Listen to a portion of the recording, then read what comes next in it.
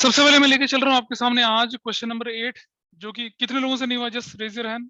2 3 4 5 6, बाकी लोगों से हो गया और नहीं हुआ।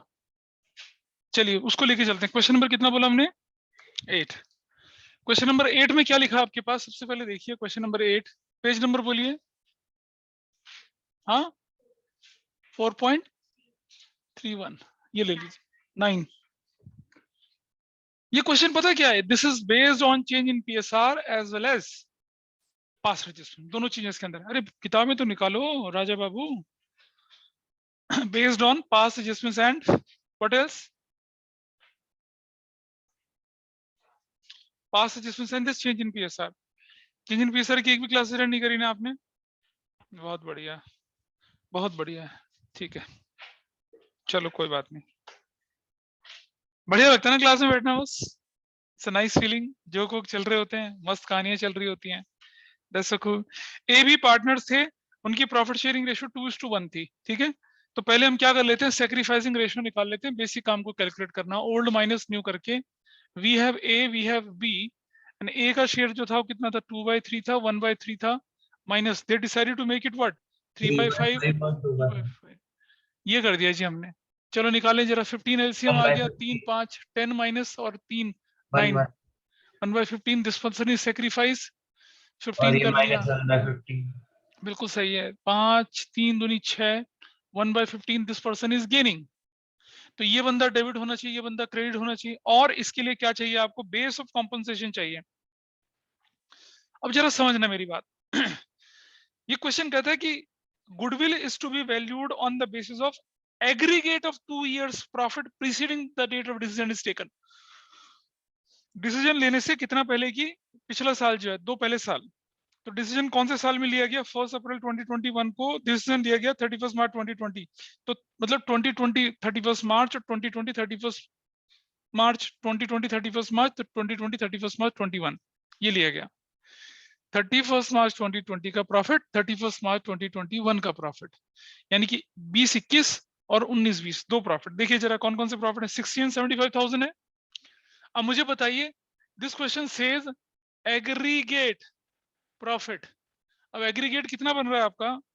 60,000 plus 75,000, your aggregate is 135। Aggregate तो कोई ईयर्स परचेज है इसमें? नहीं है। तो आपकी वैल्यूड गुडविल कितनी हो गई?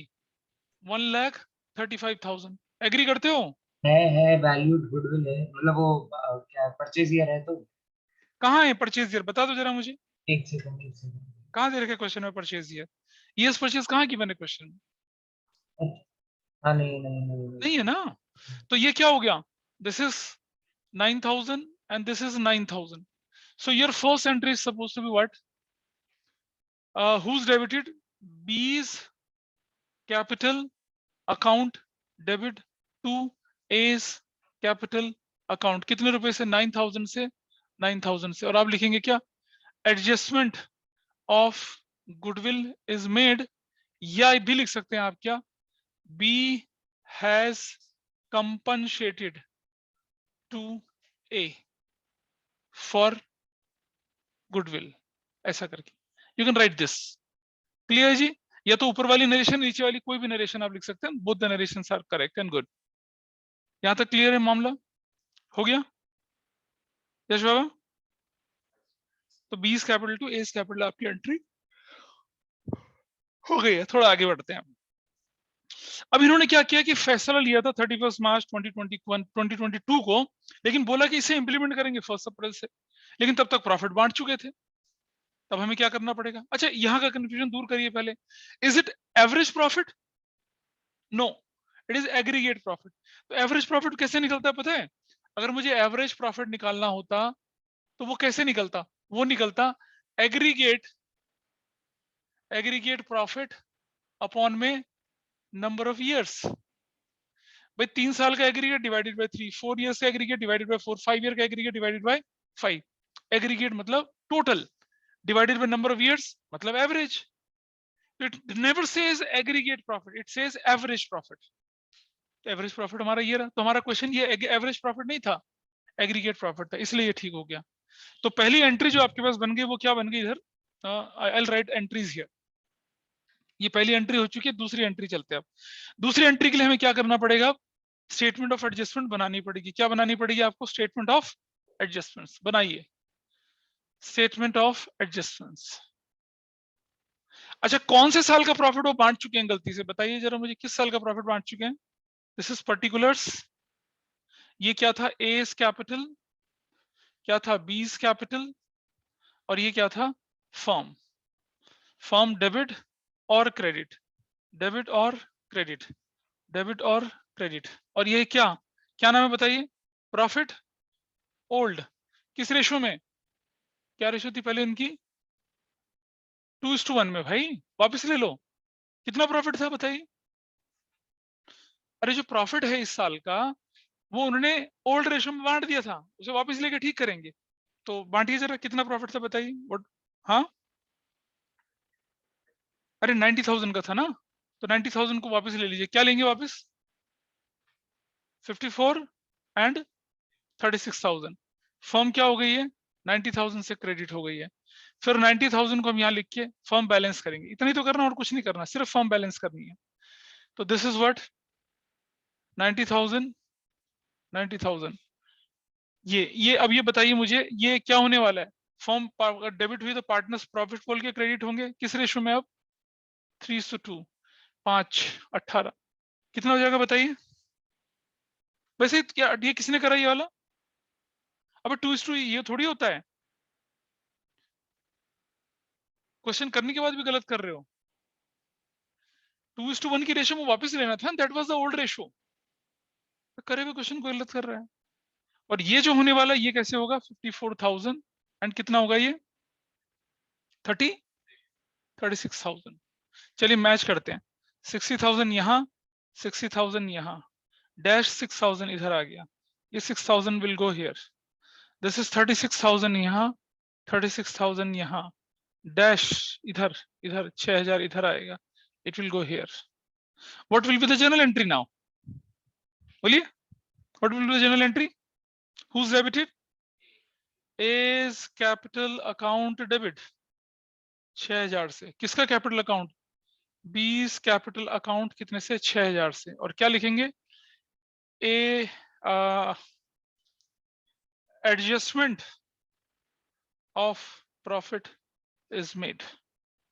प्रॉफिट का एडजस्टमेंट कर लिया। दो एंट्री होनी चाहिए थी, दोनों एंट्री हो गई आपकी। Your answer is done.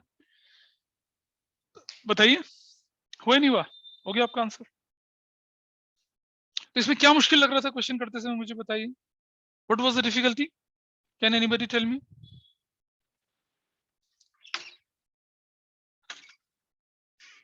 जिससे नहीं हुआ था उससे पूछ रहा हूँ, क्या डिफिकल्टी थी। अब कोई बोलेगा ही नहीं। गौर, तुम्हें क्या दिक्कत आ रही थी, या भव्य को, ट्राई नहीं करा था ना, फिर पास है जिसमें नहीं आती है। अरे ये तो बिल्कुल नन्ही सी बेचारी छोटी मोटी सी एडजस्टमेंट सी पास्ट की। पास्ट एडजस्टमेंट तो बहुत खतरनाक खतरनाक वाली हम करके आए थे। बच्चे बोलते हैं आप करके आए थे, हमने थोड़ी करी है, हम तो अभी भी क्या है, क्लीन स्लेट है। हाँ, हो गया, क्लीन स्लेट हो गया ना, ठीक है। दिस इज क्वेश्चन नंबर क्या, 8। Question number 7, question number 6, question number 5 में कोई दिक्कत किसी की, बताइए। आता है तुम्हें तो, है किसी को दिक्कत। क्वेश्चन नंबर 4, 5, 6, 7, 8 में कोई दिक्कत किसी की। 8 ये था पर थोड़ा सा परेशानी थी, वो हमने डिस्कस कर दिया। चलिए अब हम लेके चलते हैं एक नया कंसेप्ट। हमने आपके साथ डिस्कस किया था क्या, ट्रीटमेंट ऑफ, ये क्लियर है इधर भव्य को, मीनाक्षी को, हमने आपके साथ डिस्कस किया था कैलकुलेशन ऑफ सेक्रीफाइसिंग रेशियो। बीच बीच में कैलकुलेशन न्यू रेशियो भी आई गई थी। फिर हमने आपके साथ डिस्कस किया क्या, क्या डिस्कस किया था उसके बाद, treatment of goodwill, treatment of goodwill किया। क्या मैंने revaluation of assets, reassessment of liabilities discuss किया, एक्यूमुलेटेड प्रॉफिट रिजर्व डिस्कस किया, नहीं किया। चलिए सबसे पहले डिस्कस करते हैं आज की डेट में क्या, revaluation of assets and reassessment of liabilities. पहले इसका डिस्कशन लेके चलते हैं। और टाइम देखिए कितना है, थोड़ा सा टाइम खराब हो गया था, तो हम अपनी क्लास फिर 6 बजे तक की वाइंड अप कर लेंगे, ठीक है। गॉट इट, सबको जाना है एक दिन, एवरीवन हैज टू गो।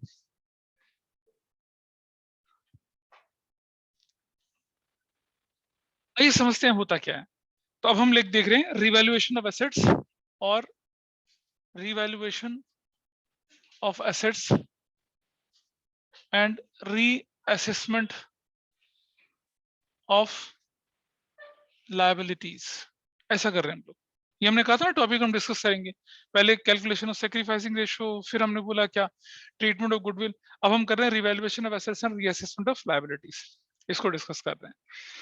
होता क्या है कि जब हम रिकॉन्स्टिट्यूशन करने जाते हैं, तो अगर हमने कोई एसेट्स पहले खरीदी थी मान लो 50 लाख की, आज उसकी वैल्यू बढ़कर मान लो 1.5 करोड़ हो गई है, तो जब हम पहले पुरानी रेशियो में अगर मान लो उस एसेट्स को बेचते, तो जो पैसा आता है उसे ओल्ड रेशियो में बांटते, रिकॉन्स्टिट्यूशन हो जाएगा, रेशियो बदल जाएगी।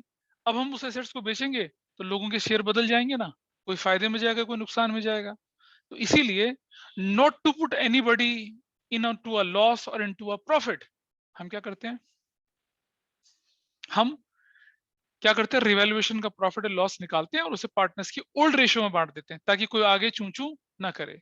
आज हम अपनी एसेट्स को रिवैल्यू कर लेते हैं और लायबिलिटी को रीअसेस कर लेते हैं। मैंने पहले भी बताया था, हम अपनी एसेट्स को रिवैल्यू कर सकते हैं, पर क्या हम अपनी लायबिलिटी को रिवैल्यू कर सकते हैं? नहीं, लायबिलिटी को रीअसेस करना पड़ता है। सामने वाले से पूछते हैं भाई बता तेरा कितना देना है, हमने बैंक से लोन ले लिया 10 साल के लिए, 8 साल हो चुके हैं, हम पूछते हैं बैंक वाले से बता भाई कितना देना है, तो पता चलेगा कि भाई बदल गया मामला, हिसाब किताब।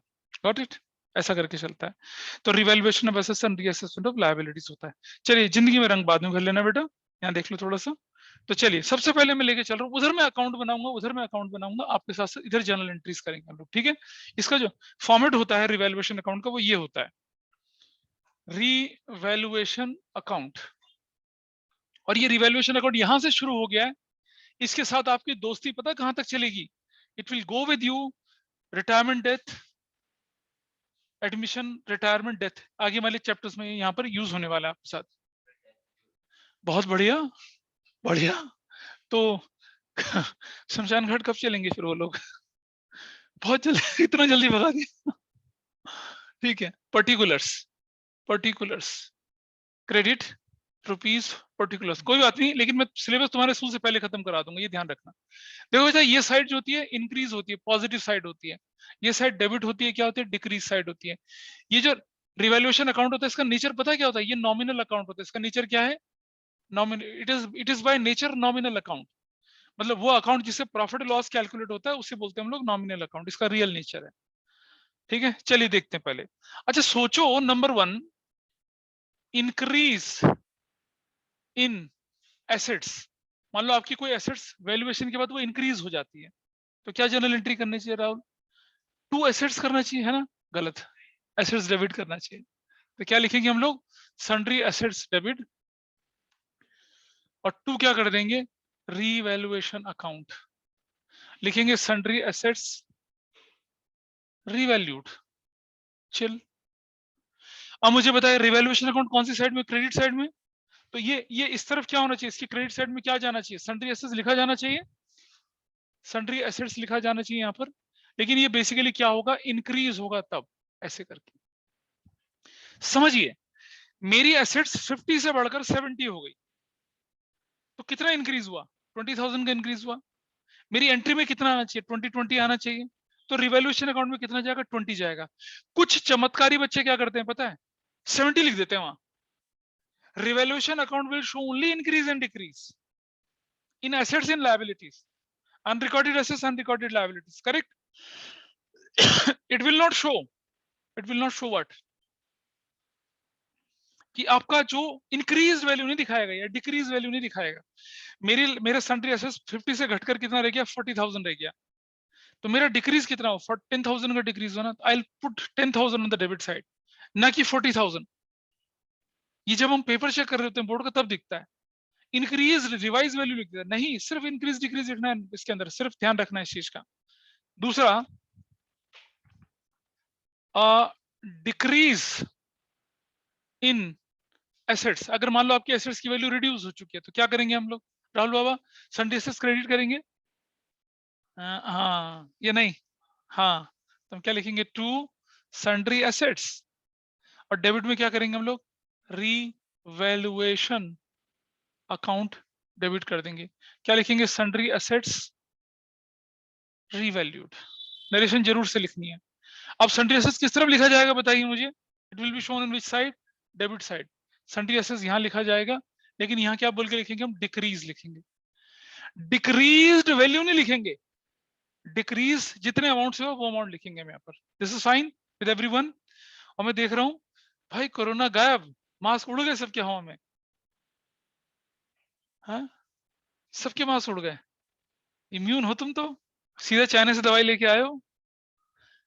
देखिए अगली entry number 3, unrecorded, unrecorded assets. अगर कोई अनरिकॉर्डेड एसेट्स है और मैं उसे रिकॉर्ड कर रहा हूं तो क्या होना चाहिए बताइए, मेरी एंट्री होनी चाहिए क्या, unrecorded assets debit to, unrecorded assets to क्या होना चाहिए मेरा, रीवैल्यूएशन अकाउंट। ये एंट्री, अनरिकॉर्डेड एसेट्स आर, या अनरिकॉर्डेड एसेट इज रिकॉर्डेड, ऐसे करके। और कहां जाएगा बताइए, रिवैल्यूएशन अकाउंट की किस साइड जाएगा बताइए, यहां अनरिकॉर्डेड एसेट, ऐसे लिखा जाएगा अनरिकॉर्डेड एसेट्स। क्लियर है, डन। चलो ये तो किसकी बात हुई आपके सामने, this is recording what, assets. Number 4 मैं लिख रहा हूं क्या, इंक्रीज इन लायबिलिटीज। लायबिलिटीज अगर बढ़ जाती हैं तो हमारे लिए फायदा है या नुकसान है, फायदा है, नुकसान है। तो हमें क्या करना पड़ेगा, क्रेडिट करना पड़ेगा ना, क्या करना, डेबिट करना पड़ेगा। राहुल पकड़ गया, सन्ड्री लायबिलिटीज डेबिट है ना, है राहुल, डेबिट करना पड़ेगा ना। इंक्रीज इन लायबिलिटी को डेबिट करते हैं ना बेटा, हाँ, ओम नमः सफा चट्टाए, ओम नमः सफा चट्टाए, है ना। कितना कॉन्फिडेंट है लड़का, कहता हमेशा उल्टा बोलता है। अबे टू सन्ड्री लायबिलिटीज, लायबिलिटी का रूल है अगर इंक्रीज हो जाएंगे तो क्या करेंगे, क्रेडिट करेंगे, और डेबिट में क्या हो जाएगा, रीवैल्यूएशन अकाउंट। और ये क्या हो जाएगा, सन्ड्री लायबिलिटीज आर रीवैल्यूड। तो अब कहां जाना चाहिए इसे बताइए, which side it will go to the revaluation account, किस तरफ जाएगा, डेबिट साइड में, सन्ड्री लायबिलिटीज ब्रैकेट में इंक्रीज, ऐसे करके। इंक्रीज का मतलब इंडियन नेशनल कांग्रेस में समझ लेना, राहुल गांधी की पार्टी। इंक्रीज का मतलब इंक्रीज की शॉर्ट फॉर्म है, इंक्रीज, है ना। राहुल गांधी नहीं, राहुल मेरा नहीं बोला मैंने, राहुल गांधी बोला। ठीक, हो गया जी ये, ठीक। आगे बढ़ते हैं थोड़ा सा। Number 5, decrease in sundry, decrease in liability. बता राहुल मेरा क्या होगी एंट्री, डिक्रीज इन लायबिलिटी, ये कहेगा आज मेरे पीछे पड़ गए, हाँ बता। To, very very nice, sundry liabilities debit to revaluation account.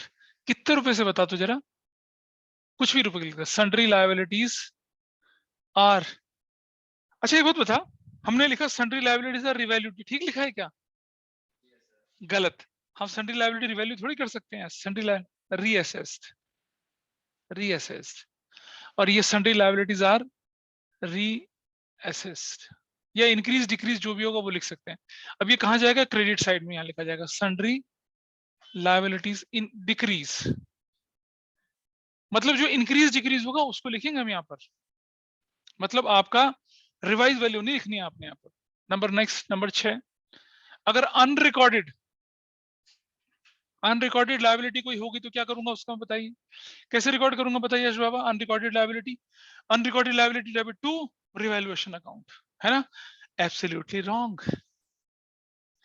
Unrecorded liability जब रिकॉर्ड होती है ना बेटा, क्या करते हैं, अनरिकॉर्डेड लायबिलिटी को क्रेडिट करते हैं, और डेबिट में क्या करते हैं, क्या करते हैं डेबिट में, रीवैल्यूएशन अकाउंट डेबिट, और क्या लिखते हैं, अनरिकॉर्डेड लायबिलिटी इज रिकॉर्डेड, इसे रिकॉर्ड करना कहते हैं। और कहां चली जाती है एंट्री है, डेबिट साइड में, यहां लिखते हैं हम क्या, अनरिकॉर्डेड लायबिलिटीज, ऐसा करके लिख लेते हैं। क्लियर है जी, बताओ। नंबर 7, कई बार क्या होता है कि हमें ना रिकॉन्स्टिट्यूशन के एक्सपेंसेस वगैरह पे करने पड़ जाते हैं। मतलब ऐसा होता है जैसे मान लो कि हमने रिकॉन्स्टिट्यूशन करना है, प्रॉफिट शेयरिंग रेशो बदलवानी है, पार्टनरशिप एग्रीमेंट बदलेगा, स्टैम्प पेपर बदलेंगे, डॉक्यूमेंट बदलेंगे, रजिस्ट्रार ऑफ पार्टनरशिप फर्म्स के पास जाके एंट्री, पैसा लगता है उसमें, टाइम भी लगता है। तो अगर फर्म रियलाइजेशन के एक्सपेंसेस पे कर देती है ना, या कोई एसेट्स बिक जाती है मान लो, तो एसेट्स बिक जाएगी तो क्या करेगा, और प्रॉफिट और लॉस भी बिक जाती है तो कहानी अलग होती है। लेकिन अगर देखिए, अब मैं एक एंट्री बता रहा हूँ जो कि बुक्स में नहीं है, मतलब पर इसके अंदर आ जाती है क्वेश्चन में, ठीक है। Realisation expenses paid in cash, अगर ये आ गया तो मतलब फर्म ने क्या कर दिया, realisation expenses paid in cash. कौन पे करेगा, तुम्हारे खर्चे कौन पे करेगा, तुम्हारे माँ बाप पे करेंगे, तुम पे करोगे। रियलाइजेशन एक्सपेंसेस कौन पे करेगा फर्म की, सॉरी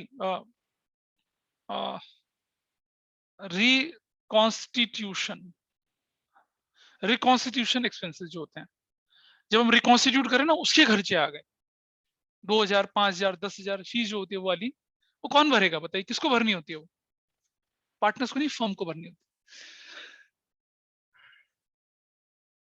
है। रिवैल्यूएशन, अच्छा, रिकॉन्स्टिट्यूशन एक्सपेंसेस बोल दूं मैं इसको, रिकॉन्स्टिट्यूशन एक्सपेंस या रीवैल्यूएशन या रीअसेसमेंट एक्सपेंसेस, मतलब मैं ठीक से लिख दूं यहां पर, reconstitution, revaluation, reassessment expenses paid by firm in cash, ऐसे आ जाए, तो ऐसे लिखा हुआ आ जाए कि रिकॉन्स्टिट्यूशन के एक्सपेंसेस, रिवैल्यूएशन के एक्सपेंसेस वर ₹10,000 या ₹5,000, ऐसा लिखा हुआ आ जाए, कौन भरेगा इसे, फर्म भरेगी। एंट्री क्या बनेगी, टू कैश या बैंक, और डेबिट में क्या हो जाएगा, रीवैल्यूएशन अकाउंट, तो लिखेंगे क्या, रीवैल्यूएशन एक्सपेंसेस पेड। कहां जाएगा ये, क्रेडिट साइड या डेबिट साइड, यहां लिखना चाहिए, क्या बोल के लिखेंगे, कैश या बैंक बोल के लिखेंगे, क्या, रीवैल्यूएशन एक्सपेंसेस, ऐसा करके लिखेंगे हम उसको। लेकिन अगर बोल दे कि रिवैल्यूएशन का एक्सपेंस पार्टनर ए ने पे कर दिया, तो क्या वो पार्टनर का खर्चा था, वो तो फर्म का खर्चा था। फर्म का खर्चा अगर पार्टनर भर रहा है तो पार्टनर्स को तो उसका रीएम्बर्समेंट मिलना, कंपनसेशन मिलना चाहिए। और पार्टनर्स को अगर हम कुछ देंगे तो क्या करेंगे, डेबिट क्रेडिट, और पार्टनर से लेंगे तो क्या करेंगे उसको, डेबिट। तो यहां हमें पार्टनर को देना बनता है ना। तो देखिए नंबर 8, रिकॉन्स्टिट्यूशन या रीवैल्यूएशन या reassessment expenses paid by partner, partner ने पे कर दिया, पार्टनर ने पे कर दिया तो भाई फर्म देगी ना उसको। अब तो हम एंट्री क्या बनाएंगे, revaluation account debit to partners capital या करंट अकाउंट, ठीक है, ऐसे करके revaluation expenses paid by partner, ऐसे करके। और यहां एंट्री हमारी किसकी हो जाएगी, फिर हमारी पार्टनर्स कैपिटल अकाउंट हो जाएगी, रिवैल्यूएशन एक्सपेंसेस के नाम पे। ऐसा करना है, क्वेश्चन करते समय आएगी ये चीज।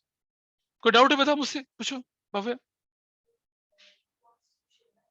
हाँ, रिकॉन्स्टिट्यूशन ये वाला, ये हाँ, ये रिकॉन्स्टिट्यूशन है, रिवैल्यूएशन है, ये रीअसेसमेंट है, ऐसा करके लिखना है, ठीक है, क्लियर यहां तक। और भी होता है जैसे बेड डेट रिकवर हो गए, मान लो सपोज कहते हैं बेड डेट रिकवर हो गया आपका, क्वेश्चन कहता है कि भाई bed date return of last year recovered, ऐसा हो जाए मान लो अगर, तो मैं डाल देता हूं वैसे, ये मतलब बड़ी अनकॉमन एंट्री है। मान लो जैसे क्या होता है, bed date return of last year now recovered. अब बेड डेट रिटर्न हुए थे लास्ट ईयर, इस साल वो रिकवर हो गए, तो हम एंट्री क्या करेंगे, पैसा तो आएगा मेरे पास, cash account debit to bad debt recovered होता है, अगली entry bad debt recover to revaluation, combine entry मारेंगे तो क्या बनेगी, कैश या बैंक डेबिट टू रिवैल्यूएशन। तो हम एंट्री बनाएंगे क्या, कैश या bank debit to revaluation account, और क्या बोलेंगे हम लोग, बैड डेट वर रिकवर्ड, खत्म। तो बताइए कहां जाना चाहिए इसको, यहां जाना चाहिए ना, कैश या बैंक बोलकर, कैश या बैंक बोलकर, क्या, बैड डेट रिकवर्ड। अगर आप बुक्स देखेंगे ना तो बुक्स में इतना क्लियर नहीं बोला हुआ है, मतलब ज्यादातर सन्ड्री एसेट्स की इंक्रीज डिक्रीज, सन्ड्री लायबिलिटी की इंक्रीज डिक्रीज, और अनरिकॉर्डेड एसेट्स और अनरिकॉर्डेड लायबिलिटी ये लिखा हुआ है।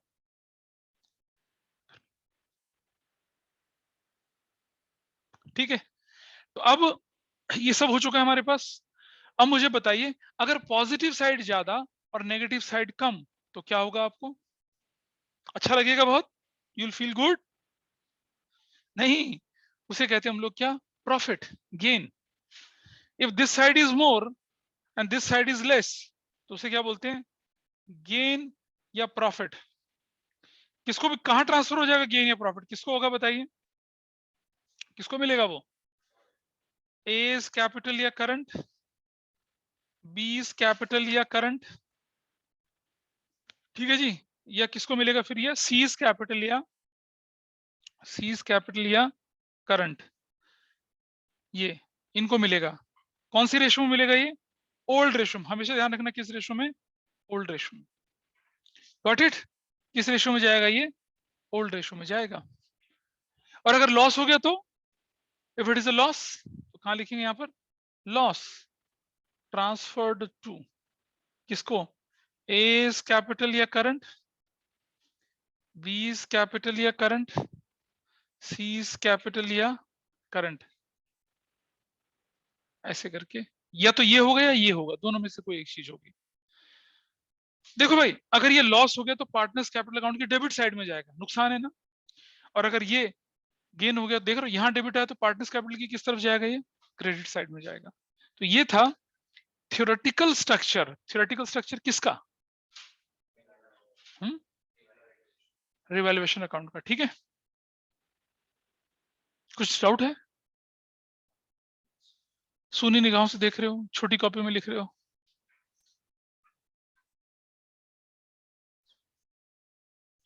शाश्वत, साफ, मतलब it is all clear like a dandruff, ठीक है। भव्य मुझसे पूछो, ये हाँ, return of last year, now recovered, now recovered. मैंने ना जाने वाले बैच से पूछा था कि मुझे क्या सुधारना है, उन्होंने बोला था राइटिंग, सॉरी आई इम्प्रूव, थोड़ा थोड़ा करके, मतलब वो मन करता है कि यार लिख दो, but this I note this is bad. हो गया, नोट करें, चलिए प्रैक्टिकल क्वेश्चन करें इस पर रिलेटेड। अब अगर आपको जनरल एंट्री आई तो कर पाएंगे जनरल एंट्री, सब आप लोग, है ना, आसान है जनरल एंट्री करना। लेकिन नंबर 10 पे जो एंट्री बना रहा हूं मैं, वो क्या बनेगी, in case of profit, profit on revaluation. अगर प्रॉफिट हो जाएगा तो क्या करना है मुझे बताइए, मेरी एंट्री क्या बनेगी, रिवैल्यूएशन अकाउंट डेबिट टू, मतलब partners A is capital current to, B is capital current to, C is capital या करंट, ऐसे करके एंट्री, ठीक है। और क्या बोलेंगे, profit on revaluation is adjusted, हो गया एडजस्ट, प्रॉफिट ऑन रिवैल्यूएशन हो गया। अगर लॉस हो जाएगा तो क्या एंट्री करूंगा बताइए मुझे, 11 नंबर पे एंट्री बनानी पड़ेगी, in case of loss on revaluation. बताइए लॉस ऑन रिवैल्यूएशन की क्या एंट्री होनी चाहिए, और कहां लिखूं, जगह ही नहीं बची, क्या होनी चाहिए लॉस ऑन रिवैल्यूएशन की entry, partners capital current account debit to, कौन, रिवैल्यूएशन। तो ये मैं छोटा सा लिख रहा हूं यहां पर, पार्टनर्स कैपिटल या current debit to revaluation account, ये बनेगी, ये एंट्री बनती है, मतलब ए, और कौन सी रेशो में, रेशो ये लिख लेना ब्रैकेट में से, ओल्ड रेशो, ओल्ड रेशो में जाएगा सारा काम, ओल्ड रेशो में, ये जो थी ना रियलाइजेशन मतलब रिवैल्यूएशन की एक्सपेंसेस, ये बेड डेट रिकवर्ड, ये क्वेश्चन करते समय आता है, तब हमें समझ में नहीं आता कि कहाँ डालना है। अब आपको बता दिया कहाँ डालना है, ठीक है। जब आप क्वेश्चन करेंगे तो it will come and you can easily manage it, ठीक है। चले जरा आगे थोड़ा सा, आइए देखें इससे रिलेटेड क्वेश्चन हम कर पाएंगे या नहीं कर पाएंगे, वो देख लेते हैं। क्वेश्चन नंबर 23 अपनी बुक का खोलिए जरा, open up question number 23 of your book, जल्दी जल्दी। क्लियर है यहां तक चीजें, ठीक है। मीनाक्षी पीछे से, उधर गौर बाबा, हाँ बोल, क्या नहीं दिख रहा ये? हाँ, ये है partners capital current account debit to revaluation account. जब लॉस होगा तो पार्टनर्स की कैपिटल अकाउंट डेबिट होंगे ना, हाँ या ना? हाँ, और क्रेडिट होगा रिवैल्यूएशन। प्रॉफिट होगा तो पार्टनर्स का कैपिटल अकाउंट क्रेडिट होगा, रिवैल्यूएशन क्या होगा? डेबिट होगा। ये अकाउंट आपका revaluation account, it will go with you in change in PSR, in admission, in retirement, in death. 4 chapter में इसकी परछाई पड़ती है, ठीक है। और कई बार क्वेश्चन में सिर्फ यही बनाना आ जाता है। आइए देखते हैं क्वेश्चन नंबर कौन सा बोला मैंने करने के लिए आपको, 23। देखते हैं 23 में क्या होना है। सीधा अकाउंट बनाएंगे और उसके साथ हम काम कर लेंगे इसका। जनरल एंट्री भी आएंगी, मैं फुल फ्लैश क्वेश्चंस भी कराऊंगा, लेकिन इससे पहले मुझे क्या करवाना है आपको? Treatment of accumulated profit and reserves कराना है। ऑनलाइन में समझ में आ पा रही है बातें आपको? Ishita, you are able to understand this? Guneet, Ishita, yes बोलिए, सर। ठीक है।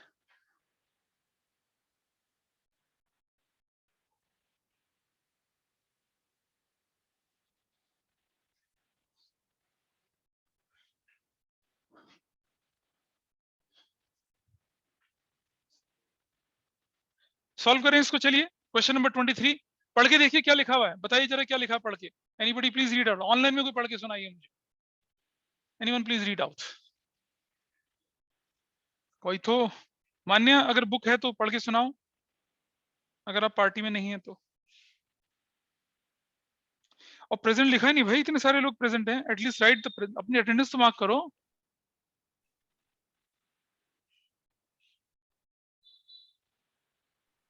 सर क्वेश्चन 23 पढ़ना है ना? हाँ जी, क्वेश्चन 23 पढ़ना है, बताते जाइए। Question A, 23 B, he and C पढ़ना are है। sharing profits and losses in the ratio of 2. A, B, C are sharing profits and losses in the ratio of 2:2:1. They decided to share आवाज गई तुम्हारी मान्या। profit from 1st April 2022 in the ratio of 5:3:2. And they decided not to change the values of assets and liabilities in the books of accounts, and the values of revised assets and liabilities on the date of change were as follows, है ना। assets की revised values वगैरह क्या थी ये आपको बता रखा है। ये छोड़ो, 23 को छोड़ो, हम लोग क्या करते हैं, क्वेश्चन नंबर 20 करते हैं। क्वेश्चन नंबर 20 में बोला जनरल एंट्रीज बनाइए, और क्या बोला आपको, क्या बनाने के लिए बोला है? इफेक्ट दिखाइए उसका, मतलब जनरल एंट्री बनाइए, ऐसा करने के लिए बोला है, ठीक है। और उसका इफेक्ट दिखा दीजिए। मैं दोनों जनरल एंट्री और रिवैल्यूएशन दोनों बना के दिखाऊंगा आपको, ठीक। क्वेश्चन नंबर 20 करते हैं हम लोग।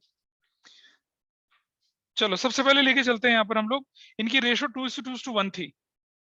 अबे क्या हो गया, हाँ क्या हुआ? क्वेश्चन 20 करते हैं, 23 नहीं कर रहे, 20 कर रहे हैं। 23 के लिए अभी वो कंसेप्ट सीखना बाकी है वो वाला भी। क्वेश्चन नंबर 20 में बोल रहा है आपसे कि आपके पास खूब सारी एसेट्स, खूब सारी लायबिलिटीज हैं, और एडजस्टमेंट्स मार्क कर लीजिए आप। हमें बेसिकली इस क्वेश्चन में रिवैल्यूएशन से रिलेटेड एंट्रीज करनी है। मैं रिजर्व कुछ नहीं करूंगा, सीधा रिवैल्यूएशन से रिलेटेड एंट्रीज करूंगा, ठीक है। और आपको बना के दिखाऊंगा, बना के क्या दिखाना है, बैलेंस शीट बना के दिखाएं, चलो दिखाता हूँ, देखो कैसे बनती हैं चीजें, वो देखिएगा आप यहाँ पर। टाइम देखो कितना हो गया है,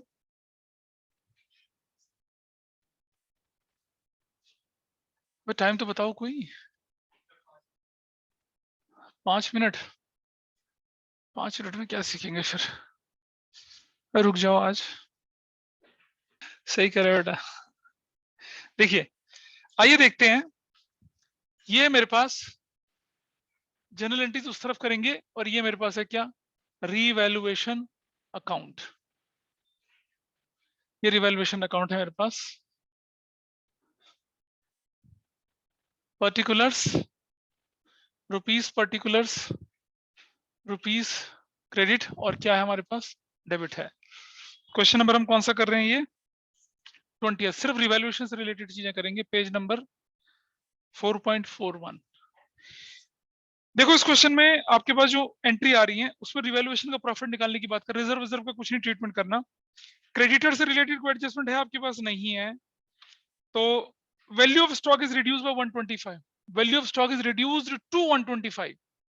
स्टॉक की वैल्यू कितनी थी आपके पास क्वेश्चन में, 140, 140 से घटकर कितना हो गया 125, कितने का नुकसान हुआ 15,000 का। तो आपकी एंट्री बनेगी क्या, number 1 revaluation account debit to stock, कितने रुपए से बनेगी 15,000 से, 15,000 से स्टॉक इज रिड्यूस्ड।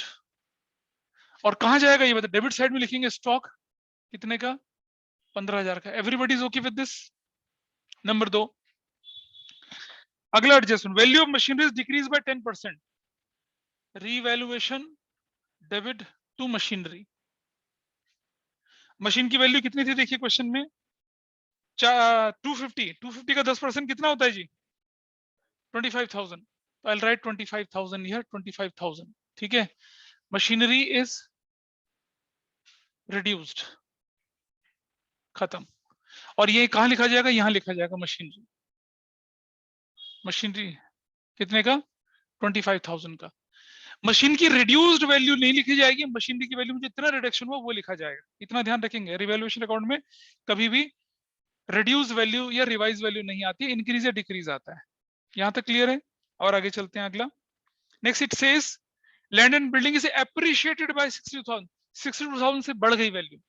तो number 3 land and building debit to revaluation, to revaluation account, क्या लिखेंगे, land and building is appreciated, appreciated बढ़ गई, कितने से 62,000 से और 62,000 से, करेक्ट। तो मैं इधर क्या लिखूंगा, लैंड एंड बिल्डिंग लिखूंगा 62,000 की। जो रिवाइज वैल्यू होती है वो बैलेंस शीट में जाएगी। और जान रहे हैं ना डेबिट क्रेडिट क्यों कर रहे हैं, एंट्री आपके सामने है। आगे चलते हैं। Provision for doubtful debt is to be maintain on 5% on debtors, debtors की वैल्यू कितनी है 80,000, 80,000 का 5% कितना होता है 4,000। तो आपकी एंट्री बनेगी क्या, नंबर 4। भाई प्रोविजन बनना मतलब मेरी लायबिलिटी बढ़ गई ना एक तरह से, तो मेरा क्या हो जाएगा ये revaluation debit to provision for doubtful debts 4,000, 4,000, provision for doubtful debts created, create कर दिया हमने, चल किधर डालेंगे, इधर प्रोविजन फॉर डाउटफुल डेट्स 4,000 से, ये भी चला गया। कहता है कि there were Akash was to carry reconstitution, और उसको रेम्यूनरेशन कितना दिया जाना है 10,000। कहां डालेंगे इसे, याद है,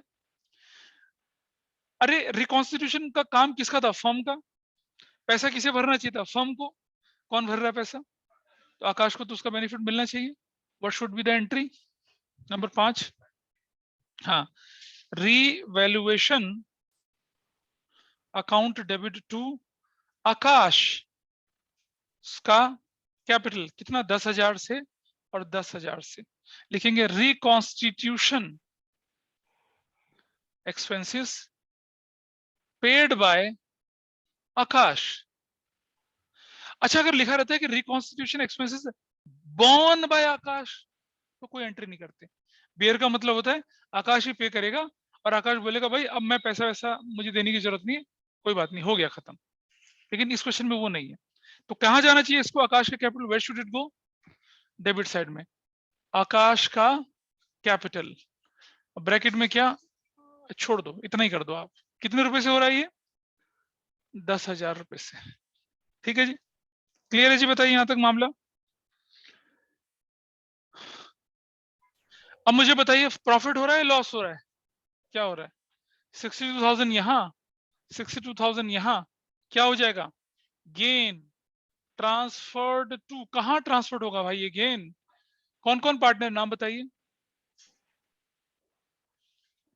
आकाश का कैपिटल और क्या क्या नाम है पार्टनर्स की? पहले कौन है?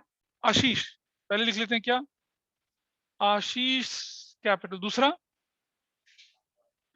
आकाश का कैपिटल। तीसरा, हाँ अरे बोलो, अमित कैपिटल। कितना कितना हो जाएगा ये? 8,000 है ना? What is the old profit sharing ratio?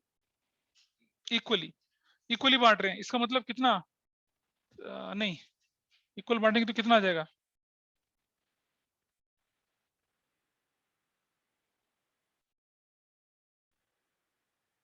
यही ना?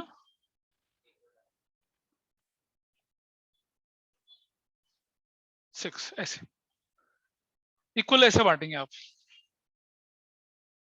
हो गया? तो रिवॉल्यूशन अकाउंट इस तरह से बनता है, आपकी इंक्रीज डिक्रीज को आप इस तरह से शो करते हैं। ये stock machinery provision for doubtful date, ये हमारे लायबिलिटी बढ़ती है, हमारी एसेस डिक्रीज हो रही थी। एसेस बढ़ रही थी तो हमने क्या डाल दिया उससे, क्रेडिट साइड में डाल के उसका हिसाब किताब बराबर कर दिया। ठीक है, इसे बोलते हैं रिवॉल्यूशन। जनरल एंट्री भी आपके सामने आई। अच्छा, इसकी जनरल एंट्री बनाई हमने? नहीं बनाई। नंबर 6 एंट्री बनेगी। अब क्या एंट्री बनेगी? रिवैल्यूएशन डेबिट टू किसका account? Ashish capital account to Akash का कैपिटल अकाउंट, और टू तीसरा बंदा कौन है? Amit capital account. और ये 2667 2667 2664 8000। हाँ नहीं, हाँ 6 लिखेंगे। रिवैल्यूएशन प्रॉफिट इज डिस्ट्रीब्यूटेड या एडजस्टेड, खत्म। इस तरह से क्वेश्चन पूरा हुआ आपका। इसमें सिर्फ रिकॉन्स्टिट्यूशन की, रिवैल्यूएशन की एंट्रीज हमने करी हैं, हमने रिजर्व की एंट्री नहीं करी, क्योंकि मैंने पढ़ाया नहीं था इसलिए मैंने, वरना इस क्वेश्चन में उसकी एंट्री भी होनी चाहिए थी। अगर ये बोलता ना रिकॉर्ड नेसेसरी जनरल एंट्रीज, तो जनरल एंट्री में वो एंट्री भी आनी चाहिए थी। मैंने वो नहीं डाली है अभी। एक एंट्री और बनती है इसके अंदर, ठीक है, which is not related to what, किससे रिलेटेड नहीं है वो। हाँ, वो एंट्री लिख लीजिए, क्योंकि कल को आप बोलेंगे क्वेश्चन कराते समय आपने तो हमें बताया नहीं था। वो होती है रिजर्व को बांटना। भाई रिजर्व किसका होता है? पार्टनर्स का। रिजर्व लायबिलिटी साइड में होता है, खत्म करेंगे तो डेबिट हो जाएगा। क्रेडिट किसको करेंगे? पार्टनर्स को। कौन सी रेशो में? Old ratio. उसका ट्रीटमेंट मैं अगली क्लास में बताऊंगा, पर एंट्री में लिख रहा हूं यहाँ पर। जनरल रिजर्व डेबिट कितने का बताइए? अरे बताओ,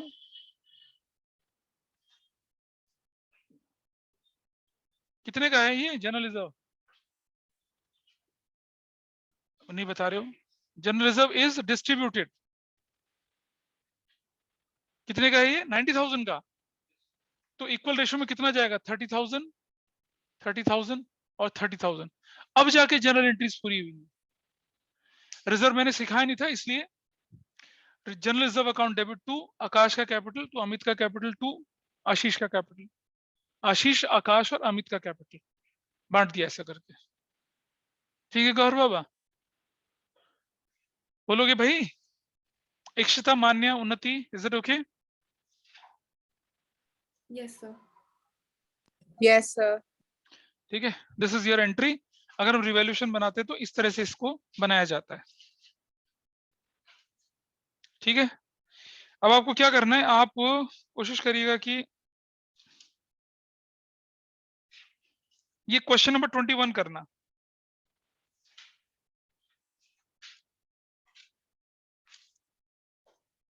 ट्वेंटी वन ही करना, और क्या बोलूंगा मैं, एक क्वेश्चन ही हो पाएगा आपका।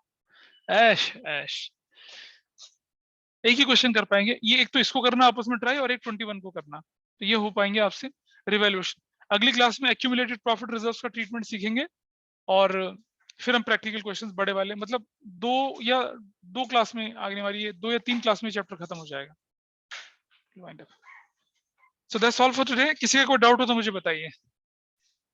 हेलो, ऑनलाइन में गुनीत, इक्षिता, मान्या या उन्नति? क्लियर है। चलिए ठीक है, दैट्स ऑल फॉर टुडे।